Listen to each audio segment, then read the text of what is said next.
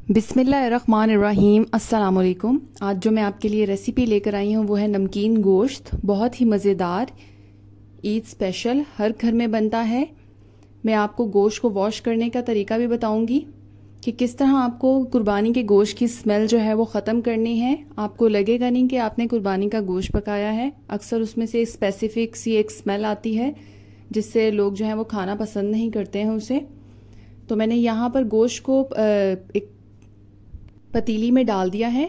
उसमें मैंने नमक ऐड किया है और लहसुन अदरक का पेस्ट ऐड किया है और इसे मिक्स कर दिया है। तकरीबन 10 मिनट के लिए इसको मैं बॉईल करूँगी। जैसे इसमें बॉईल आएगा इसको स्टेनर की हेल्प से हम स्टेन कर लेंगे। इससे क्या होगा कि इसकी स्मेल जो है वो बिल्कुल ख़त्म हो जाएगी। इसको दोबारा मैंने उसी पतीली में डाला है और 2 अदद प्याज को बारीक स्लाइसिस में काट के वो ऐड किया है। टमाटर ऐड किए हैं 4, नमक ऐड किया है 2 टेबल स्पून, ज़ीरा ऐड किया है 1 tablespoon, green chilli paste add किया है 2 टेबल स्पून, गरम मसाला पाउडर ऐड किया है 1 टेबल स्पून, ऑयल ऐड किया है 1 कप और हस्बे ज़रूरत जो है वो पानी आप इसमें डाल सकते हैं। मैंने 1.5 गिलास पानी ऐड किया है। अगर आप प्रेशर कुकर में पका रहे हैं तो उसमें 1 गिलास पानी डलेगा। अगर आप पतीली में पका रहे हैं तो उसमें तकरीबन 1.5 से 2 गिलास पानी आप ऐड कर दीजिएगा। और दही ऐड किया है मैंने 1 प्याली, अच्छे से फेंट कर इसको डालिएगा। तकरीबन 250 ग्राम दही है। पतीले को कवर कर दिया है। तकरीबन 45 मिनट्स के लिए मैंने इसको कुक किया है।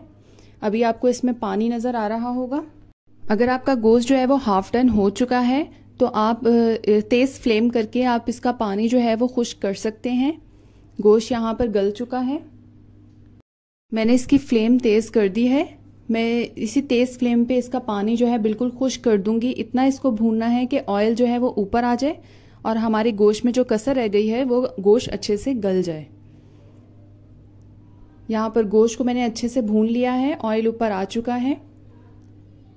तो हमारा नमकीन गोश्त जो है वो तैयार हो चुका है। धनिया और हरी मिर्चें इस पर डाल देंगे। इसे भी आप चाहें तो कोयले की स्टीम दे सकते हैं। लेमन डाल के ऊपर हम इसको सर्व करेंगे। यहाँ पर हमारे नमकीन गोश्त की रेसिपी जो है वो रेडी हो चुकी है। अगर आपको रेसिपी पसंद आई हो तो इसे लाइक, शेयर और कमेंट करना ना भूलिएगा।